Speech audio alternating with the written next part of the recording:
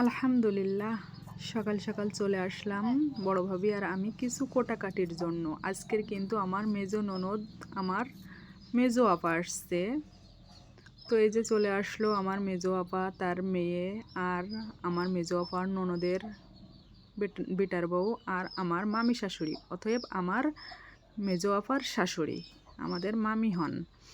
এই যে এদিকে আমার বড় ভাবি নাস্তা বানাচ্ছে, লাচ্চা রান্না করছে, আর এদিকে তেলে ভাজা ফুল পিঠা ভেজে নিচ্ছে। এই পিঠা খেতে কিন্তু খুবই ভালো লাগে। আর এদিকে নাস্তা রেডি করলাম।